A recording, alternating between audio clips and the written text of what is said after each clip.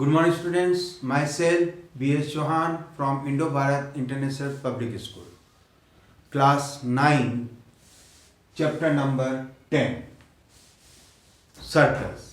आज हम एक नया चैप्टर स्टार्ट कर रहे हैं, सर्कल। सर्कल जो आगे चलकर हम 10th, 11th, 12th क्लास में भी हम डिस्कस करेंगे। It is the very important role for a circle in mathematics. It is the very important terms. तो चलिए स्टार्ट करते हैं। मैंने कुछ पॉइंट्स लिखे हैं यहाँ पे, उसके बेसिस पर मैं सर्कल को यहाँ डिफाइन करने जा रहा हूँ। Now important terms and theorems of a circle. First, what is the circle? Definition of a circle. Suppose for a circle we draw a circle with fixed point and with fixed distance. Suppose we take O is the fixed point. It is not moving. And one point, suppose it is the P. P is the moving point. And this point P move respect to the point fixed O such that its distance from the O is always same. इस P point का जो distance है वो आप कहीं से भी major कीजिए वो हमेशा सेम होगा। That means this distance is always same. अगर ऐसा होता है तो ये डिस्टेंस अगर सेम है तो ये जो कर्व बन रहा है, this curve is called circle of respect to the point O। अब यहाँ टर्म्स की बात करते हैं तो what is the O? Circle के लिए O is the called centre of a circle.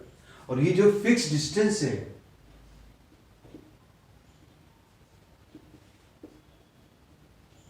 Fix distance OP is equal to, जिसको अपन R से डिनोट करेंगे यहाँ पे, this distance is called radius. Generally वैसे तो आप 8th क्लास में भी डिस्कस कर चुके हैं, लेकिन फिर भी अपन एक बार वापस डिस्कस कर रहे हैं।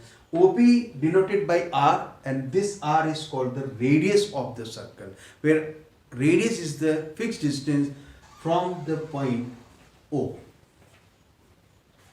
and this point P is the moving point. ये इस तरह से O के रेस्पेक्ट इस तरह से मूव कर रहा है कि इस डिस्टेंस हमेशा फिक्स रहती है, मीन्स कांस्टेंट। अगर ये डिस्टेंस जहां भी इक्वल नहीं है, अगर एक पॉइंट के लिए भी, तो वो जो भी कर्व बनेगा that is only simple curve, लेकिन वो एक सर्कल नहीं होगा। That is the definition of a circle. Radius को मैंने डिफाइन कर दिया यहाँ पे इंट्रोडक्शन, और मैंने यहाँ पे रेडियस को भी डिफाइन कर दिया। हम बात करते हैं नेक्स्ट। फर्स्ट पॉइंट मैंने introduction, next point circumference and perimeter. कुछ पॉइंट्स मैंने लिख दिए, उसके बेसिस पे हम डिस्कस करते जाते हैं। What is the circumference and circumference को कई बार हम पैरामीटर भी कहते हैं, but for a circle it is called the circumference. This O is the centre, OP is the radius. अगर हम इस डिस्टेंस को मेजर करें, this point P from P to again P, ये जो टोटल डिस्टेंस है complete, sum of this distance is called the circumference. और इसी को हम पैरामीटर भी कह सकते हैं। मींस कंप्लीट ये होल डिस्टेंस जो है इसको अपन सर्कमफेरेंस कहते हैं। जनरली सर्कमफेरेंस को हम C से डिनोट करते हैं, और इसका एक फॉर्मूला भी है। अगर अपन मेजर करें, अगर आपको रेडियस गिवन है तो आप सर्कमफेरेंस को 2πr के बेसिस पर आप मेजरमेंट भी कर सकते हैं, where pi is equal to 22/7, और sometimes we take this value is 3.14 up to 2 decimal. Pi is 22/7 or 3.14, and circumference is given by the formula 2πr. तो यहाँ पर circumference को मैंने डिफाइन कर दिया। नेक्स्ट हम बात करते हैं chord and r। सबसे पहले मैं डिफाइन करूंगा chord। Third point, what is the chord? Suppose we take 2 points on the circle, A and B. A and B are any 2 points on the circle and join this one line segment. This AB is the called chord. एक बार फिर से मैं define करने जा रहा हूं, what is the chord? AB is a chord. So AB is the chord. अभी chord का मीनिंग क्या हुआ? Actually chord is the divide the circle in two parts, one this part and second one this one. तो यहां अपन कह सकते हैं कि this part is the minor part and it is the called the larger part. जो बड़ा है वो बड़ा रहेगा, जो छोटा है वो छोटा है। एक बात और कह सकते हैं, अगर जितने भी पॉइंट्स अगर अंदर की तरफ हैं, इनको हम इंटीरियर ऑफ ए सर्कल बोलते हैं, इंटीरियर। और जो आउटर जो पॉइंट्स हैं वो हम एक्सटीरियर पॉइंट्स बोलते हैं। और जो सर्कल के ऊपर लाई करते हैं उनको अपन बोलते हैं on the circle. Means they are three types of points, such which points some points are lie between and some points are lie on the circle and some points are lie outside of the circle। तो exterior और interior का meaning आप समझ गए। Interior means जो अंदर की तरफ लाई कर रहे हैं, एक्सटीरियर मीन्स जो अंदर की तरफ लाई कर रहे हैं। जो सर्कल पे हैं वो सर्कल के ऊपर लाई कर रहे हैं। और यहाँ पर कॉर्ड का मतलब समझ ही गए। कॉर्ड एक सर्कल को दो पार्ट में डिवाइड करता है, माइनर और मेजर सेगमेंट। अगर एक ऐसी कॉर्ड जो सेंटर से पास होती हो, A B, suppose AB is the passing through the center O, तो यहाँ पर हम ये कहेंगे this AB is the divide the circle into just equal parts। अगर ये इक्वल पार्ट में डिवाइड करती हैं और सेंटर से पास होती हैं तो AB को यहाँ पर हम बोलेंगे diameter, diameter of the circle. Generally diameter को अपन D से डिनोट करेंगे और D जो है रेडियस का डबल होगा। मतलब यहाँ पे OB and OA they are two radius, तो अपन ये कह सकते हैं two radius is equal to twice of radius is equal to diameter. तो यहाँ पे D इक्वल टू 2R और R इक्वल टू कहते हैं D upon 2, means half of diameter. तो यहाँ पर डायमीटर का मीनिंग, वैसे तो वो कॉर्ड भी है लेकिन वहाँ पर हमने इसको एक स्पेशल नाम दे दिया है डायमीटर, क्योंकि डायमीटर जो है वो हमेशा सेंटर से पास होता है और वो सेंटर सर्कल को दो इक्वल पार्ट में डिवाइड करता है। तो डायमीटर का मीनिंग होगा D इक्वल टू 2R। अगर आपको डायमीटर गिवन है तो आप रेडियस कैलकुलेट कर सकते हैं, रेडियस गिवन है तो आप डायमीटर को कैलकुलेट कर सकते हैं using this two formula, D equal to 2R and R equal to D upon 2। तो यहाँ पर मैंने कॉर्ड का मीनिंग क्लियर कर दिया। अब हम बात करते हैं arc. Arc actually arc is any part of a circle. Any part means suppose मैंने दो पॉइंट लिए AB और सर्कल का ये पार्ट लिया दिस वन। ध्यान से देखिए मैं कहाँ पे इसको ड्रॉ कर रहा हूं। दिस सर्कल का ये पार्ट है कर्व की फॉर्म में, इसको हम आर्क बोलते हैं। It is the minor arc. और जो बाद में जो बचता पार्ट है इसको हम बोलते हैं मेजर आर्क।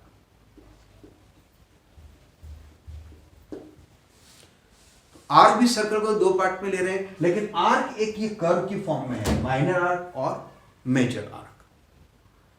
तो ये भी टर्म्स क्लियर हो गई आपके पास। हम क्या कर रहे हैं, हम इंपॉर्टेंट टर्म्स को डिस्कस कर रहे हैं और बाद में हम कुछ थ्योरम्स को भी हम डिस्कस करेंगे। इंट्रोडक्शन हो गया, सर्कमफेरेंस एंड पेरीमीटर हो गया, कॉर्ड हो गया एंड आर्क हो गया एंड डायमीटर हो गया। तो चलिए नेक्स्ट हम बात करते हैं। हमने 3 पॉइंट्स को हमने यहाँ पे क्लियर कर दिए मैंने आपको। After 3 points next point 4, right side में देखिए मैंने कुछ पॉइंट्स लिखे हैं, उसी की बेसिस पे मैं चैप्टर को कंप्लीट कर रहा हूं और फर्स्ट एक्सरसाइज को मैं यहां पे डिस्कस करने जा रहा हूं।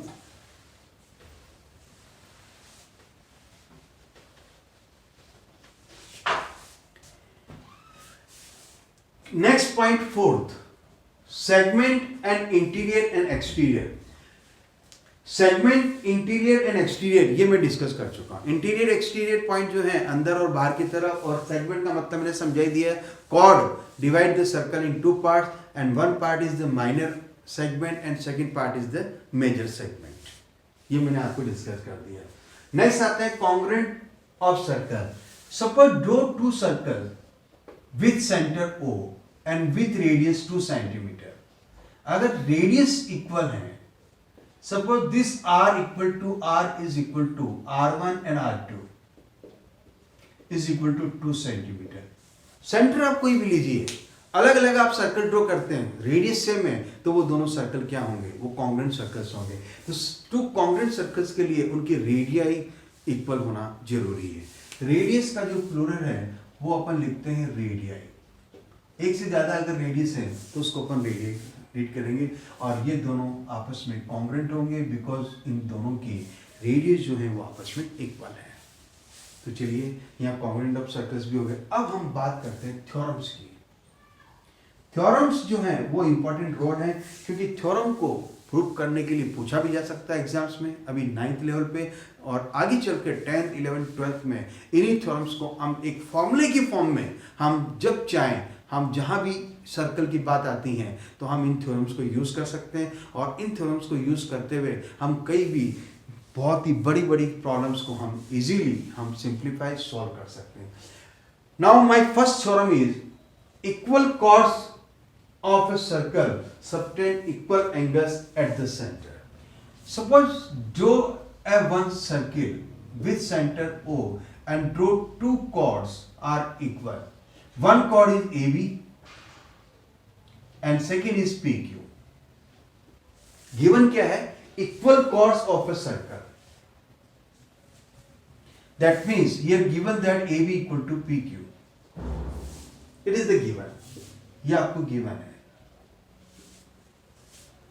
Subtend equal angles eight the centre, अगर कॉर्ड इक्वल है तो डेफिनेटली ये सेंटर पर एंगल भी इक्वल ड्रॉ करेंगे। यहां पर मुझे फाइंड आउट क्या करना है, now to prove angle A O B is equal to angle P O Q.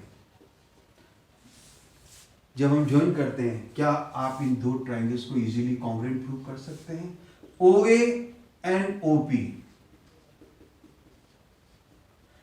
O B equal to OQ because radius,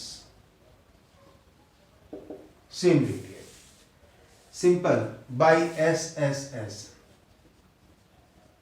triangles are congruent। तो ट्राइंगल कॉन्ग्रुएंट है तो definitely angle AOB equal to angle POQ।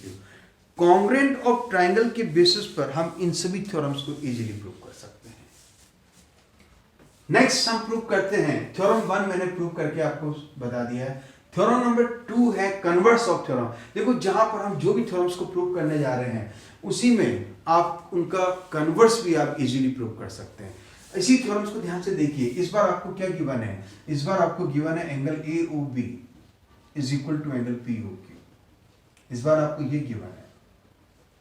अगर angle given है तो वापस से ये दो पार्ट तो इक्वल ही होंगे, तो इस बार side by angle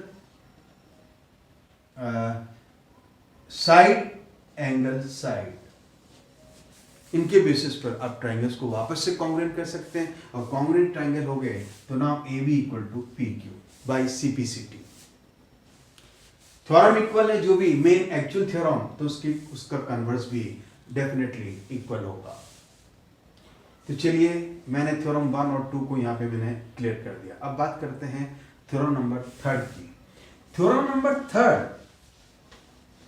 is given the any perpendicular draw from the center of the circle to the chord, the bisect the chord। कहना क्या चाहता हूं मैं, suppose one circle is given, one center O is given, chord AB is given, and draw the any perpendicular from the O. Suppose OP is the perpendicular, OP is perpendicular to AB। ये भी एक property है, any perpendicular from the center to the chord is bisect it।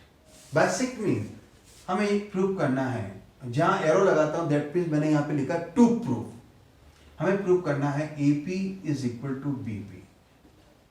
क्या हम इसको prove कर सकते हैं? बहुत ही सिंपल है, कुछ नहीं करना है, join O to A and O to B, ये दोनों ट्राइंगल्स को कॉन्ग्रुएंट प्रूव कर देते हैं। अब बार बार लिखने की जरूरत नहीं क्योंकि हर बार हम ट्राइंगल्स को कॉन्ग्रुएंट प्रूव करते हुए आ रहे हैं और ये 8th में 9th में भी हमने किए हैं। देखो OA equal to OB same radius, OP is common, angle this one are equal, each angle is 90 degree. Angle के ऑपोजिट साइड हाइपोटेन्यूस है तो यहां पर हम RHS प्रॉपर्टी के बेसिस पर triangle OPA is congruent to triangle OPB by RHS।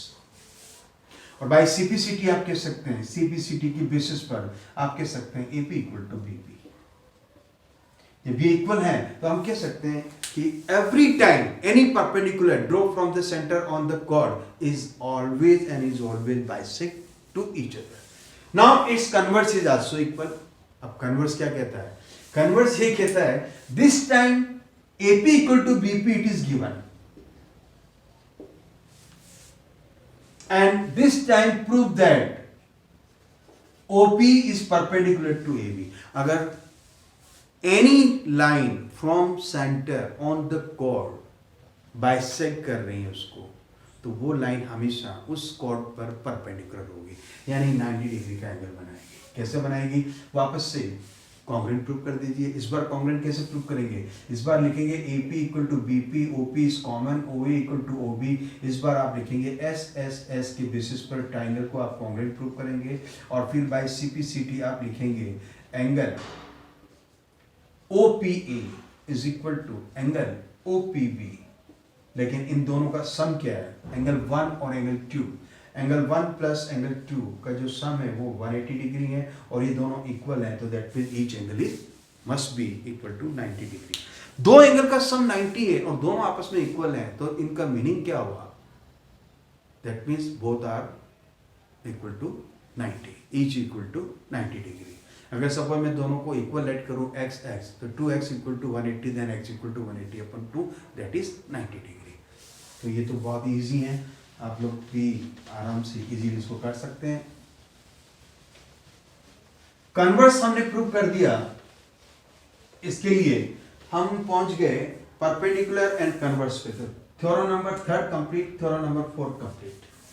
Theorem number 5 equal chords of a circle equidistant from the centre. इस बार क्या कह रहे हैं हम? इस बार हम कह रहे हैं centre is given, equal chords, ये AB, एक बार वापस से equal chords of a circle equidistant from the centre. Okay, then it is the CD, it is the given AB equal to CD given, and centre O draw the perpendicular. Distance का meaning क्या हुआ? OP is the distance, OP perpendicular to AB means distance from AB, and this is perpendicular, OQ is also perpendicular। Simple सी बात है, अगर cord equal है तो वो कॉर्ड इक्वल होने के बाद में वो अगर O से हम परपेंडिकुलर ड्रॉ करते हैं तो OP is also is equal to OQ।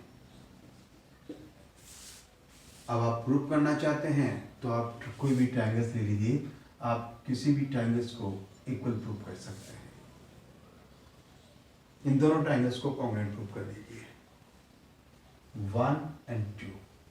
अभी भी हमने क्या कहा था कि यहाँ पर ये कॉर्ड इक्वल है। अगर कॉर्ड इक्वल है तो यहाँ पर ये बाइसेक्ट करेंगी और परपेंडिकुलर पर, तो बाइसेक्ट करते हैं तो यहाँ पर ये एक साइड और ये साइड इक्वल होगी, और उसके बाद में ये side OB and OC radius equal होगी 90 डिग्री। RHS की प्रॉपर्टी पे इन दोनों ट्रायंगल को कॉन्ग्रुएंट प्रूव करेंगे। उसके बाद में हम लिखेंगे OP इक्वल टू OQ। बार बार वही चीज आ रही है, triangles are congruent, then by CPCT you can say OP and OQ are equal। That means अब आपको याद क्या रखना है, अगर कॉर्ड इक्वल है तो वो सेंटर से इक्वल डिस्टेंस पे होगी। तो equal chords of a circle equal distance from the centre and also it's converse is true. इस बार अगर ये कहा जाता है कि two chords are equal distance from the centre, that means chords are also equal in length. अगर दो कॉर्ड सेंटर से इक्वल हैं तो वो दोनों कॉर्ड लेंथ में आपस में इक्वल होगी, ये भी आपको याद रखना है। थ्योरम नंबर हम पहुंच गए हैं 6 तक। हम बात करते हैं थ्योरम नंबर 7। थ्योरम नंबर 7 कहती है there is one and only one circle passing through 3 given points. Suppose 3 non collinear point, वो कहता है नॉन कोलिनियर पॉइंट है A, B एंड C। और इनको मैं जब ज्वाइन करता हूँ तो मुझे मिलता है एक ट्रायंगल, और इन 3 पॉइंट से एक ही सर्कल पास हो सकता है। वो कैसे है? अगर मैं सपोज एक सेंटर लेता हूँ O, और O से मैं परपेंडिकुलर ड्रॉ करता हूँ तीनों पर। अब सेंटर के बेसिस पर अगर आप प्रैक्टिकली देखें, अगर मैं O से और B से पास करने वाला अगर एक सर्कल ड्रॉ करता हूँ तो मुझे रेडियस क्या लेनी होगी?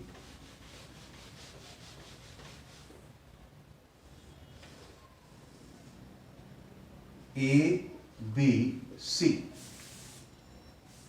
आपको क्या लेना है? आपको सेंटर लेना है। सेंटर के बाद में आपको रेडियस लेनी है OA और OB। अब आप A और B से अगर पास होने वाला एक सर्कल ड्रॉ करते हैं और उसके बाद में रेडियस अगर इक्वल लेते हैं, ये इक्वल है, ये भी इक्वल है और ये भी इक्वल है, तो डेफिनेटली प्रैक्टिकली देखा जाए तो वो सर्कल P उन तीनों पॉइंट से पास होगा, अगर हम परपेंडिकुलर डिस्टेंस लेते हैं उसके बेसिस पे भी, और अगर हम रेडियस लेते हैं उसके बेसिस पे। तो ये एक प्रैक्टिकली देखा जाए तो हम ये कहते हैं, ये हमेशा याद रखिएगा कि only one and only one circle passing through the 3 non coordinate points. तो थ्योरम नंबर 7 कहती है there is only one circle passing through 3 given points. और सेम अगर वो 3 है तो अब आते हैं हम थ्योरम नंबर 8 पर। Theorem number 8 is the very important role in the next class. The angle subtended by an arc at the center is double the angle subtended by it same at any point on the remaining part of the circle। क्या कहती है theorem number 3? Theorem number 3, suppose one circle is given. मैं इसको एक बार solve करके बता देता हूं आपको। Centre with centre O। Suppose we take any one arc. अब आर्क का मीनिंग मैं आपको बता चुका हूं। We take the one part of AB। AB is the arc, any smaller part of a circle. This arc subtend the one angle on the centre, angle AOB। अब ये angle AOB किसके equal है? इस part को छोड़कर देखो, circle का ये AB पार्ट है, रिमेनिंग पार्ट कौन सा हुआ? B से लेकर यहां पर A तक। वो यही बोल रहा है the angle subtend by an arc at the centre is double. कहने का मतलब ये एंगल जो है वो जस्ट डबल है। अब किसके डबल है? वो बोलता है is double the angle subtended bye it. Same इसी आर्क पर बन रहा है, लेकिन इस आर्क को छोड़कर, इस आर्क के पॉइंट पे छोड़कर angle subtended bye it at any point on the remaining part. Remaining part कौन सा बचता है? B से A तक। मैं यहाँ पर ले लेता हूँ आपको समझाने के बेसिस पर। Suppose this point is the C ले लेते हैं, तो यहाँ A को C से और B को आप C से ज्वाइन कीजिए, एंगल ACB। अब ये पॉइंट आप चाहे यहाँ ले, चाहे यहाँ ले, चाहे यहाँ ले, चाहे यहाँ ले, चाहे यहाँ ले, चाहे यहाँ ले, आप कहीं भी ले सकते हैं। समझाने के बेसिस पर मैंने इस पॉइंट को इस तरह से लिया है ताकि थ्योरम आपको इजीली समझ में आ जाए। ओके स्टूडेंट, तो आपको प्रूव करना है remaining part of the circle. अब मुझे प्रूव करना है this angle is double of this one. अब कैसे प्रूव करते हैं, ध्यान से देखिएगा। Join C to O and extend to the point. तो मैंने क्या किया? Construction. join CO and extend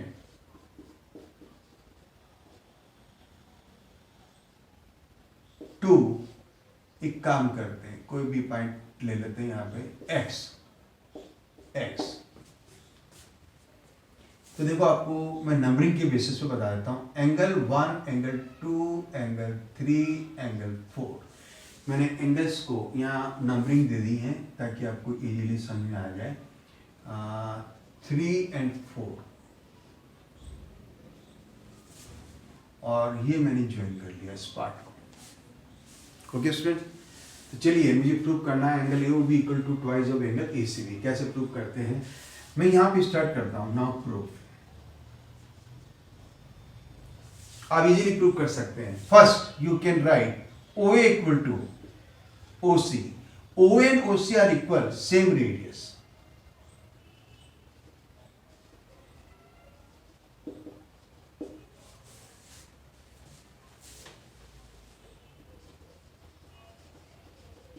same radius. Okay. जब ये दोनों साइड इक्वल है, किसी भी ट्राइंगल में अगर ऑपोजिट साइड्स इक्वल है तो ये दोनों एंगल्स भी इक्वल होंगे। This angle and this two angles are equal. और similarly this OB and OC are also equal, तो ये दोनों एंगल भी आपस में इक्वल होंगे। क्या मैं लिख सकता हूं angle 1 is equal to twice of angle 3? क्या एंगल 1 ट्वाइस ऑफ 3 कर सकते हैं? अगर ये दोनों आपस में इक्वल हैं तो ये 3 है, इसको नंबर अपन ने 3 दिया तो इसको भी 3 नाम दे दीजिए।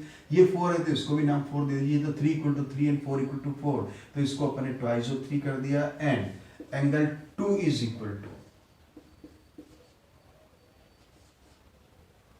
Twice of angle 4। अब आप कहेंगे वाई?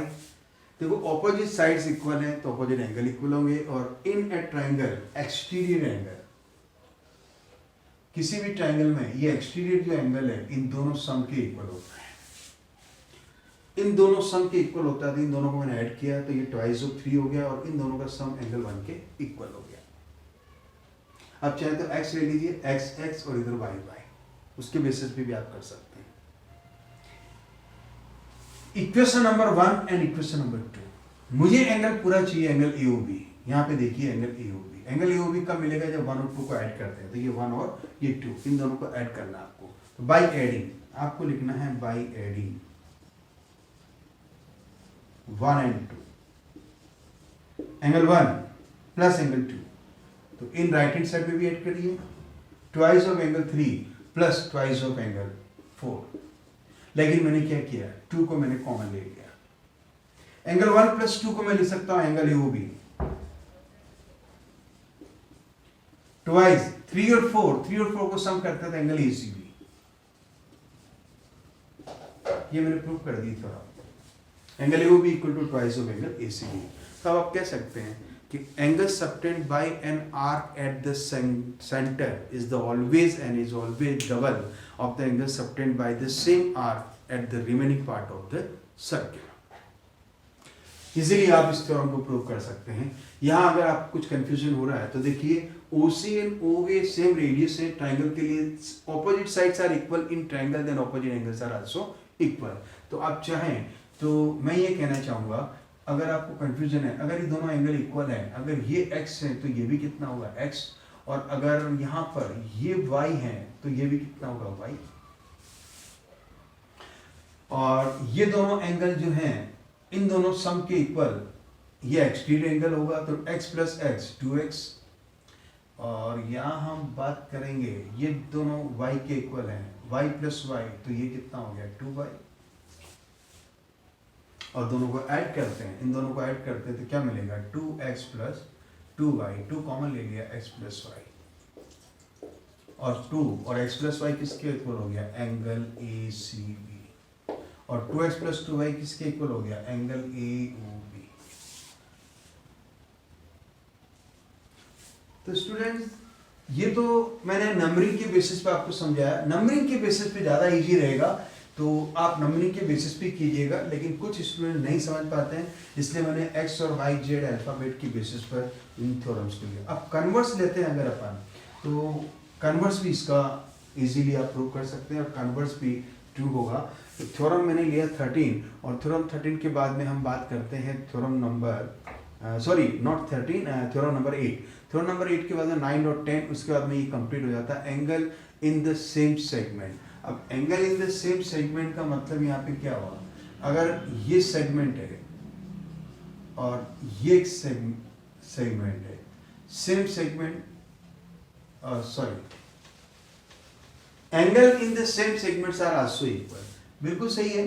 अगर सपोज सेंटर O दे रखा है और ये सेम सेगमेंट है AB, सेगमेंट का मीनिंग हो गया ये सेगमेंट, ये पूरा पार्ट, 1 कॉर्ड एंड 1 आर्क, ये इससे जो क्लोज जो कर्व बनता है उसको सेगमेंट बोलते हैं। और इन सेगमेंट्स में जो एंगल्स बनते हैं ये सभी एंगल्स आपस में इक्वल्स होते हैं। कहने का मतलब ये हुआ, इस पॉइंट इस आर्क को छोड़ दीजिए। अब इस सेगमेंट के अलावा देखो अपन ने कौन से पॉइंट लिए, P, Q, R, S और ले लीजिए आप T।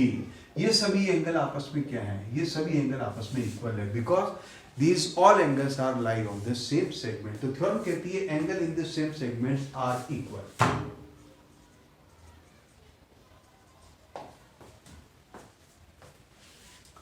Last theorem, the sum of opposite angles of a cyclic quadrilateral is 180 degree. सबसे पहले तो मैं आपको ये बताना चाहूँगा, थ्योरम 13 नहीं थी, वो एक्चुअली थ्योरम नंबर 8 थी। थ्योरम नंबर 8 मैंने पहले करवाया था, 13 तो मैंने ये नंबर ले लिया था, थ्योरम 8 है, और थ्योरम 9 मैंने आपको अभी भी कराया, और लास्ट थ्योरम है थ्योरम नंबर 10। और थ्योरम नंबर 10 जो है वो कहती है sum of angles on the opposite in a cyclic coordinator. Cyclic coordinator का मीनिंग क्या हुआ? इफ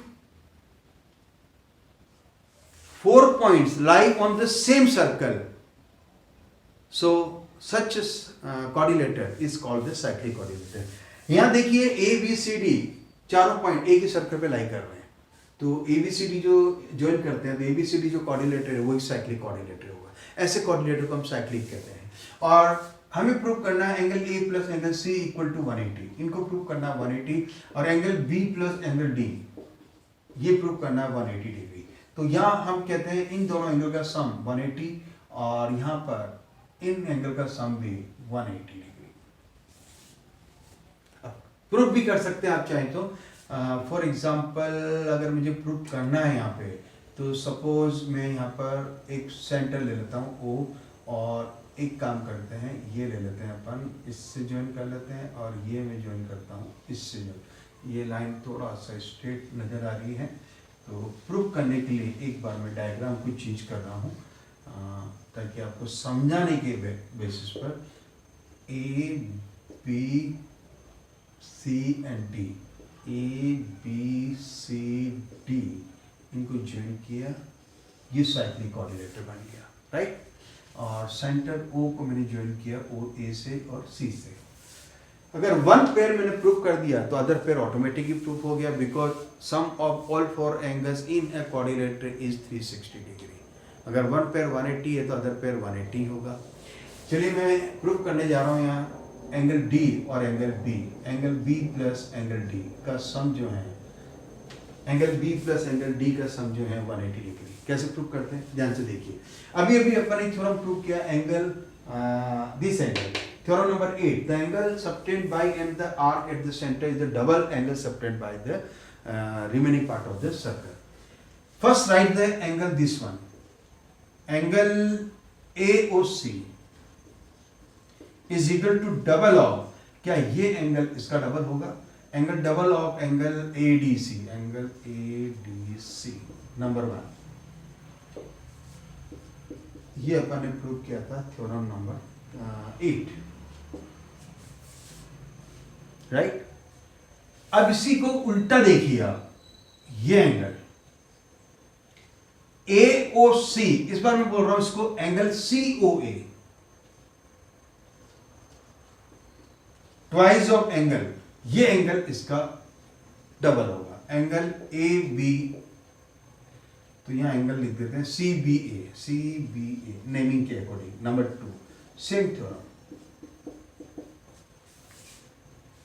बाय एडिंग, चलिए ऐड करते हैं, इन दोनों को ऐड करते हैं, एंगल AOC, यहां भी आप नंबरिंग कर सकते हैं चाहे तो, angle AOC plus angle COA equal to twice of angle ADC plus twice of angle CBA। आप कह सकते हैं इन दोनों एंगल का सम कितना होगा? इन दोनों एंगल का सम, एक पॉइंट पे जो दो एंगल बन रहे हैं, sum of angles on the one point is always 360 degree, इन दोनों का सम होगा 360। यहां से मैंने 2 कॉमन ले लिया, और यह एंगल आपको कौन सा मिला? एक तो मिला आपको D और B, मतलब कि B और T, एंगल B प्लस, ये शॉर्ट फॉर्म में लिख दिया। इस 2 और 360 को कैंसिल कर दीजिए, 180 degree, angle D plus angle B। क्या प्रूव कर दिया हमने? Angle B plus angle D is equal to 180 degree. कहना मैं ये चाहता हूँ कि किसी भी साइक्लिक कोऑर्डिनेटर में ऑपोजिट एंगल का सम जो है वो हमेशा 180 डिग्री का होगा। और साथ में इसी का कन्वर्स भी अगर मैं ये कहूँ in any coordinator sum of opposite angle is 180 degree, that means such a coordinator is always cyclic। अगर किसी भी कोऑर्डिनेटर में सर्कल नहीं गिवन है, आपको गिवन है कि sum of opposite angle in a coordinator is 180, तो आप कह सकते हैं कि वो कोऑर्डिनेटर एक साइक्लिक कोऑर्डिनेटर होगा, यानी कि उन चारों पॉइंट से एक सर्कल पास होगा। और अगर वो ऑलरेडी साइक्लिक है तो आप कह सकते हैं कि एंगल उन ऑपोजिट एंगल का सम जो है वो 180 डिग्री होगा। मैंने टर्म्स को, डेफिनेशंस को और इस पे जितनी भी थ्योरम्स हैं, जितनी भी प्रॉपर्टीज हैं, थ्योरम्स को आप प्रॉपर्टीज का भी नाम दे सकते हैं, उनको मैंने डिस्कस किया है यहाँ पर और मैंने प्रूव करके भी बताया है कॉन्ग्रुएंट ऑफ ट्राइंगल्स के बेसिस पर और कुछ अदर प्रॉपर्टीज के बेसिस पर। तो यहाँ पर ये आप आज लर्न करेंगे, आप याद करेंगे, इनको अच्छे से लर्न करना, क्योंकि इसी के बेसिस पर हम कुछ आगे जो एक्सरसाइज हैं वो सॉल्व करने जाएंगे। अगर आपको याद है तो आपको क्वेश्चंस करने में कोई प्रॉब्लम नहीं होगी। प्लीज़ यही आपका होमवर्क है, जो मैंने करवाया वही आपको याद करना है। आपको ये आज आपका होमवर्क है। Okay students, okay, now thank you.